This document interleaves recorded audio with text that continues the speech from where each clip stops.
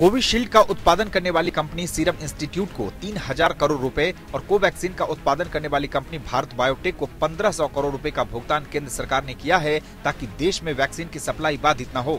बता दें कि पिछले हफ्ते केंद्र ने भारत बायोटेक की बेंगलुरु फैसिलिटी के लिए भी 65 करोड़ रुपए की अनुदान को मंजूरी दी थी। देश में कोरोना संक्रमित मरीजों की संख्या बढ़ने के साथ ही कई राज्यों से वैक्सीन के स्टॉक खत्म होने या फिर कम होने की खबरें आ रही है। आज सुबह पंजाब ने दूसरा ऐसा अलर्ट जारी किया जिसमें केंद्र को बताया गया कि उसके पास केवल 3 दिन का ही स्टॉक है। इधर शुक्रवार को आंध्र प्रदेश से खबर आई कि राज्य में वैक्सीन का स्टॉक पूरी तरह से खत्म है।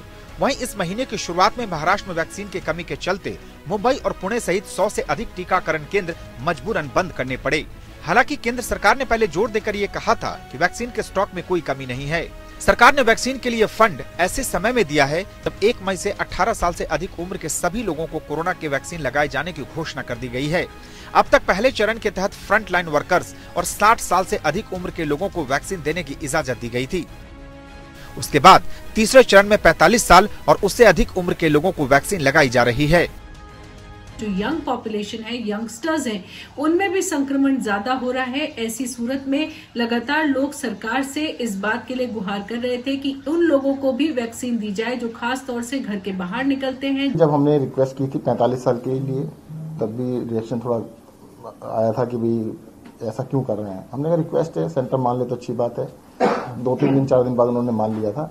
फिर मुख्यमंत्री जी ने पत्र लिखा था 18 साल से ऊपर सबको अलाउ कर दिया जाए, तो 1 मई से सेंट्रल गवर्नमेंट ने इसको अलाउ कर दिया है। इसके अलावा केंद्र सरकार ने एक और बड़ा फैसला लिया है। केंद्र सरकार ने ऐलान किया है कि विदेशों से आयात होने वाली कोरोना वैक्सीन पर कस्टम ड्यूटी नहीं लगाई जाएगी। इन वैक्सीन पर लगने वाला 10% आयात शुल्क भी माफ किया जा सकता है। इस फैसले से देश में आने वाली विदेशी वैक्सीनों की कीमत भी कम हो सकेंगी। साथ ही निजी कंपनियों को भी वैक्सीन आयात करने की मंजूरी दी जा सकती है। इससे देश में वैक्सीन के पर्याप्त डोज मुहैया कराना आसान हो जाएगा। सरकार ने रूस की स्पुतनिक V वैक्सीन के आयात को भी मंजूरी दे दी है। यह वैक्सीन शायद जल्द ही भारत आ सकती है। इसके अलावा फाइजर, मॉडर्ना और जॉनसन एंड जॉनसन से भी अपनी वैक्सीन भेजने को कहा है। सरकार ने निजी कंपनियों को भी वैक्सीन के आयात की मंजूरी दे दी है। ये कंपनियां इस वैक्सीन को खुले बाजार में बेच सकेंगी और इसमें सरकार का कोई दखल नहीं होगा। इन कंपनियों को वैक्सीन की कीमत तय करने की छूट दी जा सकती है। अभी देश में कोविड-19 वैक्सीन की खरीद और बिक्री पर केंद्र सरकार का नियंत्रण है।